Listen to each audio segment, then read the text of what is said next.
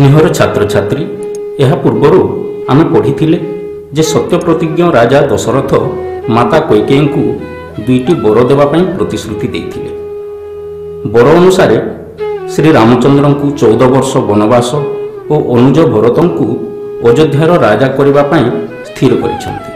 श्री रामचंद्र यही आदेश पाई सारी सती सीता को निजे जे कि रामचंद्र को वनगमन पर राज्य में रहिबे तांको अनुरोध बा उपदेश दे कहिसंति, हे सीते मु वन को जीवी एवं भरत अयोध्यार राजा हेब।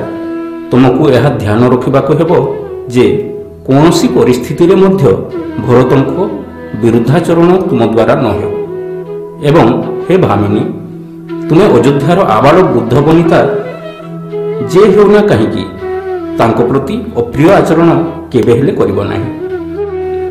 अच्छा पिलाए एबे आमे त्रयोदश श्लोक को गान करिबा।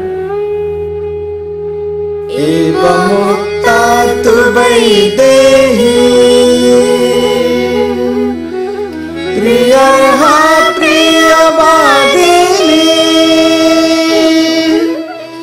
प्रणयादेव संक्रुद्धा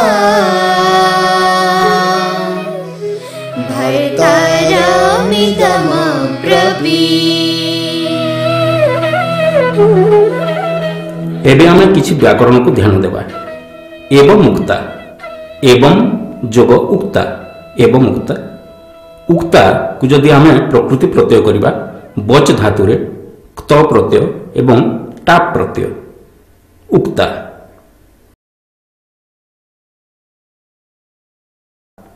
प्रियार्हा व्यासवाक्य करिबा प्रियम अर्हति जा सा उपपद तत्पुरुष समास। प्रियवादिनी प्रियम वदति इति उपपद तत्पुरुष समास। प्रियवादिनी प्रियम वदति इति उपपद तत्पुरुष समास। प्रणयादेव प्रणयात जोग एव संक्रुद्धा सम उपसर्ग क्रुद्ध धातुरे क्त प्रत्यय पुणी टाप प्रत्यय संक्रुद्धा।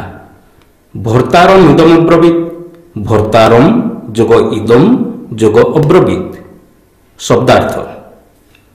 एवं एहीपरि अर्थात रामचंद्र निज वनवास और भरतर राज्याभिषेक कथा कहवाई उक्ता कहवा परे प्रियार्हा प्रियर योग्या बा प्रीति योग्या प्रियवादिनी मधुर भाषिणी वैदेही विदेह राजकन्या सीता प्रणयात प्रेमवशत एव हि संक्रुद्धा क्रोधयुक्ता भर्तारम पति को अर्थात रामचंद्र को इदम यह अब्रवीत कहिले।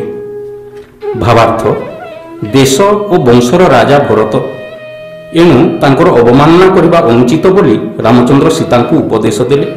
यह सुनिबा मात्रे से क्रोध प्रकाश कले। साधारणतः सीता प्रिया और मधुर भाषिणी यह नारी स्वभावर उत्तम लक्षण हेले मध्य आज से निज स्वामी न्यायोचित राज्य लाभर वंचित होइतिबारु क्रोधान्विता होई नाहंती, किंतु से अतीव असहिष्णु होई पड़िछंती। रामंको वनवास संभावना रे आउ से निजे स्वामी को सहगामिनी होई दुख भोगिबाकु कोन अनुच्छिका अटंती। एबे आमे एही श्लोकर भावात्मक गीताभिनय को सुनिबा।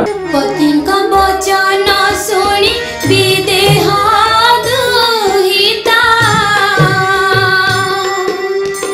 प्रणय रे रोष कले सुभाषिणी सीता एते दिने पत्नी को से चिन्हि न पारिले ताहांक स्वभावे किंपा दुई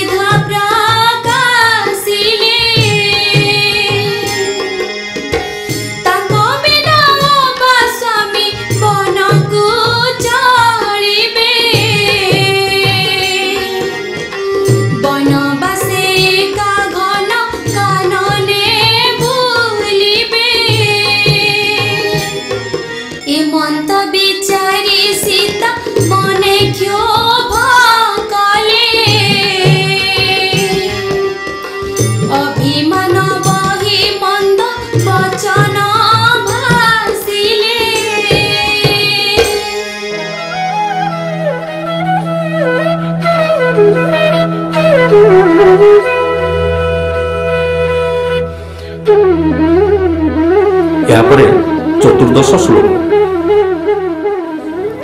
किमिदं भाससे राम वाक्यं लघुतया ध्रुवम् त्वया चादपहास्यं मे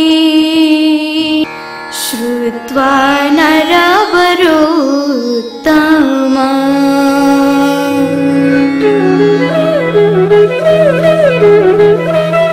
अच्छा पिलाए व्याकरण को विचार करवा। किमिदम संधि विच्छेद कले किम जोग इदम लघुतया लघु जोग ता तृतीय विभक्त लघुतया जदोपहास्यम जद जोग अपहास्यम अपहास्यम अप उपसर्ग हस धातुरे जत प्रत्यय श्रुत्वा श्रु धातुरे क्त्वा प्रत्यय नरबरोत्तम नरेषु बरह नरबरह सप्तमी तत्पुरुष समास नरबरोत्तम नरबरेषु उत्तम सप्तमी तत्पुरुष समास। शब्दार्थ को जीवा। हे राम हे रामचंद्र लघुतया क्षुद्रता हेतु इदम एहा किम कौन भाषसे कहुछ हे नरबरोत्तम हे पुरुषोत्तम त्वया यदुक्तम तुम द्वारा जहाँ कुहा हेउछि बा तुमे जहाँ कहुछ श्रुत्वा शुणिकरी मैं मोर ध्रुवम निश्चित अपहास्यम व्यर्थ हास निरर्थक हास उत्पन्न हेउछि। भावार्थ सीता अयोध्या एकाकिनी रहिबे एवं राजा भरतंको अवमानना करिबे नाही बोली रामचंद्रंको कहवा द्वारा सीतांको महानता तथा उदारता गुण को चिन्ह न पारिबार से अनुभव करिसंती। एणु रामचंद्र एते काल धरी पत्नी सीता को चिन्ह न पारिथिबारु सती सीता अतिशय दुखरे दुखिता होइछंती एवं तांको मन मध्यरे व्यर्थ हास सृष्टि होइछि। यहाँ पर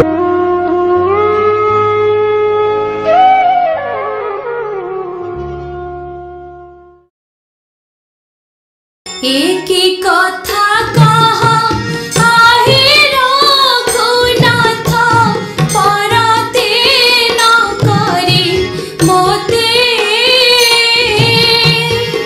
हिनी माने मोते अविवेकी भावी कथा कही गला केते सुनिए बचन रोषाभिमान जात होइअछि मने निरर्थक हस आसे तुम भासे न कहिब आउ दिने।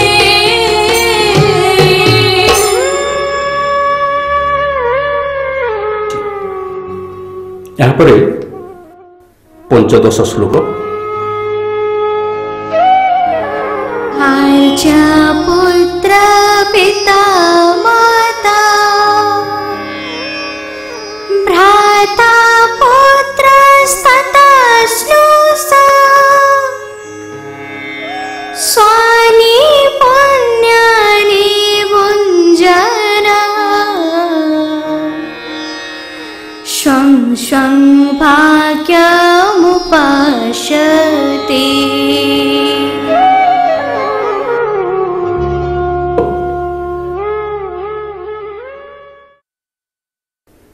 व्याकरण भाग को विचार करवा।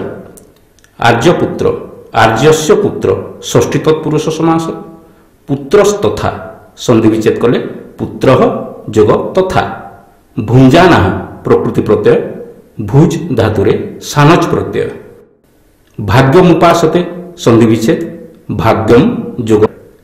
एबे शब्दार्थ आर्यपुत्र हे स्वामी पिता बापा माता माँ भ्राता भाई पुत्र पुओ तथा स्नुषा स्नुषा पुत्रवधू ସ୍ୱାନି ପୁଣ୍ୟାନି ନିଜ ନିଜ ପୁଣ୍ୟ ବା କୃତକର୍ମକୁ ଭୁଞ୍ଜାନା ଭୋଗ କରି ସ୍ୱଂ ସ୍ୱଂ ନିଜ ନିଜ ଭାଗ୍ୟମ୍ ଭାଗ୍ୟକୁ ଉପାସତେ ଅବଲମ୍ବନ କରନ୍ତି।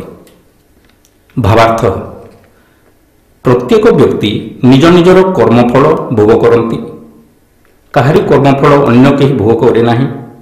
ଯେପରି କର୍ମ ସେପରି ଫଳ ପ୍ରାୟ ସମସ୍ତେ ଭୋଗ କରନ୍ତି। ଏହି ଦୃଷ୍ଟିରୁ ଦେଖିଲେ ଜଣାଯାଏ ପିତା ମାତା ପୁତ୍ର ଭ୍ରାତା ଆଦି ଆତ୍ମୀୟ ହୋଇଥିଲେ ମଧ୍ୟ କେବଳ ନିଜ ନିଜ କର୍ମଫଳ ଭୋଗ କରନ୍ତି। ପିତାମାତାଙ୍କର ଅନେକ ପୁତ୍ର କନ୍ୟା ଥିଲେ ମଧ୍ୟ ସମାନ ଭାବେ ଜୀବିକା ନିର୍ବାହ କରନ୍ତି ନାହିଁ। ପ୍ରତ୍ୟେକ ନିଜ ନିଜ ଭାଗ୍ୟକୁ ଆଦରି ଚଳନ୍ତି। ଏହାପରେ परिवारे पिता माता अग्रज अनुजा पुत्र पुत्र बधू कुड़ी तनुजा तनुजा सुखे दुखे साथी होई कुटुंब चलांती आपणा पणारे स्नेहे बांधी होई थांती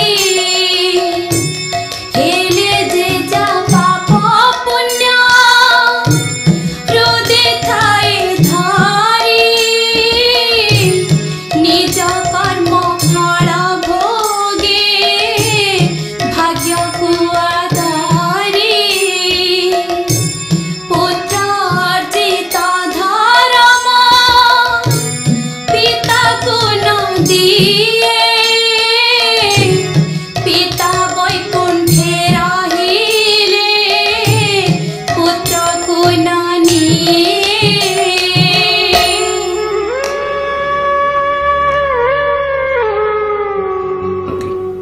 ଏହାପରେ 16 ଶ୍ଲୋକ। भर्तुर्भाग्यं तु नारीका प्राप्नोति पुरुषर्षभा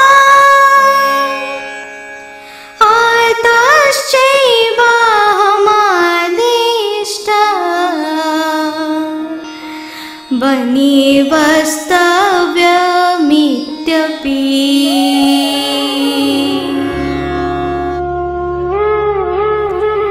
व्याकरण को टिके विचार करवा।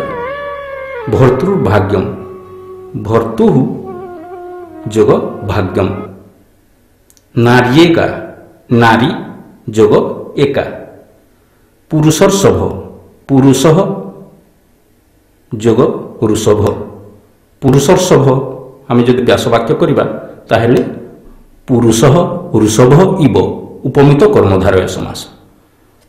अतश्चैवा हमादिष्टा अतः जोग च जोग एव जोग अहम जोग आदिष्टा आदिष्टा प्रकृति प्रत्यय आ उपसर्ग दिश धातुरे क्त प्रत्यय टाक प्रत्यय। वस्तव्यम मित्यपि वस्तव्यम जोग इति जोग अपि। वस्तव्यम बस धातुरे तव्य प्रत्यय। शब्दार्थ को देखिबा हे पुरुषर्षभ हे पुरुषोत्तम नारी एका एका नारी भर्तु पतिंकर बा स्वामींकर भाग्यम भाग्यकु बा कर्मफलकु प्राप्नोति प्राप्त करे बा लाभ करे अतः एणु बने वस्तव्यम अरण्य बास करिबा इति बोली अपि मध्य अहम मु आदिष्टा च आदेशित हेली अर्थात मते मध्य आदेश दियागला। एबे भावार्थ एही श्लोक रे जानकी स्वकीय शास्त्रीय युक्ति द्वारा न्यायोचित कथा कहिसक्ति। पिता माता पुत्र भ्राता प्रभृति निज निज कर्मफल भोग करती किंतु एकमात्र स्त्री स्वामी को भाग्य को बा प्रारब्ध कर्म को भोग करि थाए। स्वामी को सुख दुख रे साथी होची स्त्री सेतिपाई तांको अर्धांगिनी बा सहधर्मिणी बोली कहा जाए। एथिरु स्पष्ट जना जाए जे ରାମଚନ୍ଦ୍ରଙ୍କ ସହିତ ସୀତା ମଧ୍ୟ ବନକୁ ଯିବେ। ସ୍ତ୍ରୀର ନ୍ୟାୟୋଚିତ ଅଧିକାର ଏହି ଯେ ସ୍ୱାମୀର ଭାଗ୍ୟକୁ ଭୋଗ କରିବା। ଏଣୁ ଏହି ଦୃଷ୍ଟିରୁ ରାମଙ୍କ ସହିତ ସେ ମଧ୍ୟ ବନଗମନ ପାଇଁ ସ୍ୱତଃ ଆଦେଶ ପାଇଛନ୍ତି। ଆସ ପିଲାଏ, ଗୀତାଭିନୟର ରସାସ୍ୱାଦନ କରିବା।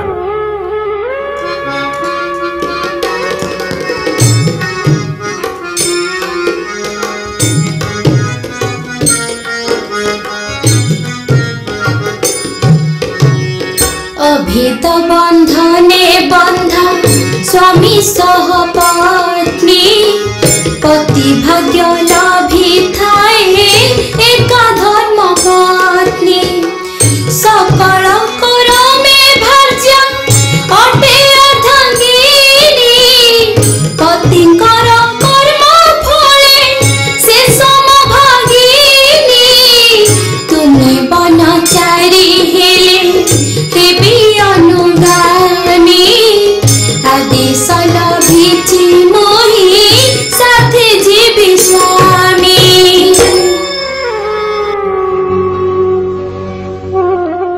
ପିଲାଏ, ଆଜି ପାଇଁ ଏତିକି। ପରବର୍ତ୍ତୀ ସମୟରେ ପଦ୍ୟର ଅନ୍ୟାନ୍ୟ ପଦଗୁଡ଼ିକୁ ପଢ଼ିବା। ଆଜି ପଠିତ ପଦ୍ୟାଂଶ ଅବଲମ୍ବନରେ ତୁମ ପାଇଁ କିଛି ଅଭ୍ୟାସ କାର୍ଯ୍ୟ ଦିଆଯାଇଛି।